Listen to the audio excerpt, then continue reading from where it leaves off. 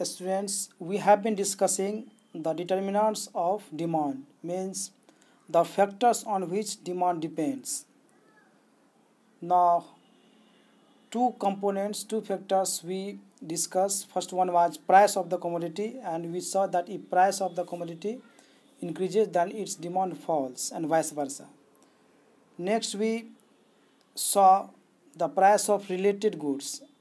In case of price of related goods, we have seen two cases. One was for the substitution goods, and second one was for complementary goods. Now today we will see the third one, that is income of the consumer, means how demand changes, what is the effect on demand when income changes. So demand for a commodity is also affected by income of the consumer. The effect of change in income on demand depends on the nature of the commodity under consideration.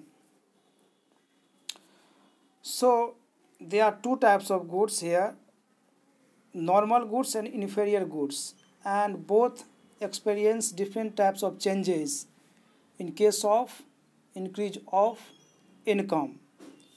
So let us see one by one. First one is in case of normal good. In case of normal goods, increase in income leads to a rise in its demand, while a decrease in income reduces the demand. Okay.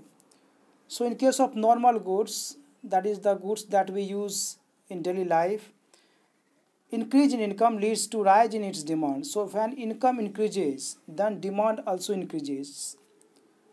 People want to purchase more and more of that commodity because of the increase in income, while a decrease in income reduces the demand, and when income decreases, then demand also decreases. तो ऐसा होता है real life में भी कि हम लोग के पास जब ज़्यादा इनकम आता है, ज़्यादा पैसा आता है, तो हम लोग जो नॉर्मल गुड्स होता है, जो जैसे कपड़ा हो गया या फिर जो डेली का जो यूज का है, उसको हम लोग इंक्रीज करते हैं उसका डिमांड। तो इनकम बढ़ने से डिमांड बढ़ता है, ये एक जनरल जो है आपका ऑब्जर्वेशन भी जो है। तो वही चीज़ें बोल रहा है। सेकेंड है इन्फीरियर गुड्स। ठीक है, इन्फीरियर गुड्स का मतलब हो गया the goods which are inferior in quality, low in quality. Okay, so in case of inferior good an increase in income reduces the demand, while a decrease in income leads to rise in demand. ये just opposite है आपका normal goods का। Normal goods में क्या हो रहा था कि जब इनकम इंक्रीज हो रहा था तो डिमांड जो है वो भी इंक्रीज हो रहा था, और इनकम डिक्रीज हो रहा था तो डिमांड भी डिक्रीज हो रहा था। But in case of inferior goods the situation is just opposite, the condition is different. In case of inferior good an increase in income reduces the demand. Income increase होने से जो inferior goods का जो demand है वो reduce हो जाता है, वो कम हो जाता है। While a decrease in income leads to rise in demand, और इनकम घटने से उसका डिमांड बढ़ जाता है। तो ये इन्फीरियर गुड्स होता है, इन्फीरियर क्वालिटी का जो गुड्स होता है। जैसे आप ब्लैक एंड वाइट टीवी और कलर टीवी का ले लीजिए, तो ब्लैक एंड वाइट टीवी जो इन्फीरियर गुड्स है, आपके घर में यदि ब्लैक एंड वाइट टीवी है और जैसे ही आपका इनकम इंक्रीज होगा तो आप कलर टीवी लेंगे, ठीक है, या फिर दूसरा जो हाई क्वालिटी का जो टेलीविज़न है वो आप लेंगे। तो जो इन्फीरियर क्वालिटी का उसका डिमांड क्या हो जाएगा, कम हो जाएगा। उसी तरह से मोबाइल में भी है, यदि आपका इनकम इंक्रीज होता है तो आप लो क्वालिटी का या कम कीमत वाला जो मोबाइल है उसको ख़रीदना आप नहीं चाहिएगा, आप अच्छा जो है मोबाइल ख़रीदना चाहिएगा। तो जो कम क्वालिटी का, जो लो क्वालिटी का, उसका डिमांड क्या हो जाएगा, कम हो जाएगा, आप नहीं खरीदेंगे। और जो आपका जो है एक्सपेंडिचर जो किधर जाएगा, आपको हाई क्वालिटी का जो गुड्स है उसको खरीदने में। तो इसीलिए जो इन्फीरियर गुड्स होता है उसका डिमांड कम हो जाता है। With increase in income the demand of inferior quality of goods decreases.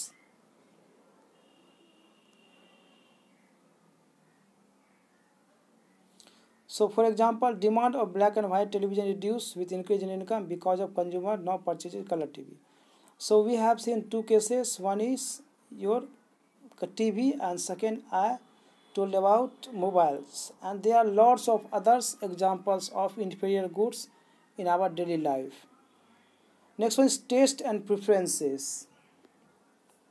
If a commodity is in fashion और is preferred by the consumers, यदि कोई कमोडिटी जो फैशन में है उसको जो आदमी ज़्यादा प्रेफर करता है, ठीक है, आपको तो उसका जो है आपको डिमांड क्या होगा, राइज होता है। On the other hand demand for commodity falls if the consumer have no taste for that commodity. और यदि कोई जो कमोडिटी चाहे अच्छा ही क्वालिटी क्यों नहीं हो, यदि उसका टेस्ट जो है आपको अच्छा नहीं लग रहा है, उसका जो है प्रेफरेंस उसको आप नहीं दे रहे हैं, आपको पसंद नहीं है, तो उसका डिमांड जो है आपको क्या होगा, कम होगा। यहाँ पे कंज्यूमर्स होगा, मिस्टेक हो गया यहाँ पे, इट इज कंज्यूमर्स।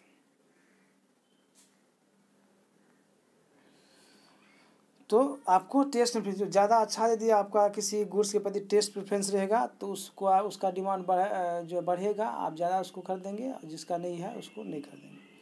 नेक्स्ट होगी expectation of change in the price in future. Yes, आप फ्यूचर में कहीं प्राइस जो है राइज ना हो जाए। जैसे ओनियन, प्याज के केस में होता है, जब प्याज का कीमत बढ़ने लगता है तो बहुत सारा आदमी जो है उसको खरीद करके जो है स्टॉक जमा करके घर में रखता है कि कहीं और भी इससे ज़्यादा ना बढ़ जाए। उसी तरह पेट्रोल का भी होता है, जब पेट्रोल का कीमत बढ़ता है तो लोग को शायद ही डर लगता है कि नहीं आगे जो और बढ़ सकता है, ऐसा एक्सपेक्ट करता है, तो उसका डिमांड बढ़ जाता है।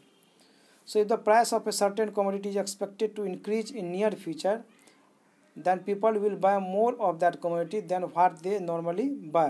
For example, if the price of petrol is expected to rise in future, its present demand will increase. तो ये भी आप जो है देख सकते हैं। Now next one is determinants of market demand. So till now we discuss all the demands related to individual demand, ठीक है। Now we are going to discuss determinants of market demand. So market demand is influenced by all the factors affecting individual demand for a commodity. In addition, it also affected by following factors. So what does it mean? It does mean that all the factors of individual demand also applies in case of market demand. तो जो भी हम लोग अभी तक factors हम लोग पढ़े हैं individual demand के केस में, तो वो सब जो है आपको मार्केट डिमांड में भी अप्लाई होगा। यानी कि प्राइस जो आप पढ़े, प्राइस ऑफ रिलेटेड गुड्स जो हम लोग पढ़े हैं, ये सभी जो है आपको इस पे अप्लाई होगा, ठीक है। टेस्ट एंड प्रेफरेंस जो हम लोग पढ़े, इनकम जो पढ़े हैं, वो सब जो है आपको मार्केट डिमांड पे भी अप्लाई होगा। ये सभी फैक्टर जो मार्केट डिमांड केस में भी आप जो है इसको लिखेंगे। लेकिन इसके अलावा भी कुछ फैक्टर्स हैं जो मार्केट डिमांड को अफेक्ट करते हैं। पहला, size and composition of population. So increase in population raises the market demand while decrease in population reduces the market demand. तो यदि पॉपुलेशन इंक्रीज करता है, ज़्यादा पॉपुलेशन बढ़ता है, तो मार्केट डिमांड भी जो है बढ़ता है। यदि पॉपुलेशन जो है कम होता है, घटता है, तो उसका मार्केट डिमांड भी घटता है, कम होता है, ठीक है। जैसे इंडिया का पॉपुलेशन बढ़ रहा है तेज़ी से, तो इसीलिए यहाँ पे जो है मार्केट डिमांड जो है, कलेक्टिव डिमांड जो है वो हाई है, ये बढ़ता है यहाँ पे। Next one is season and weather.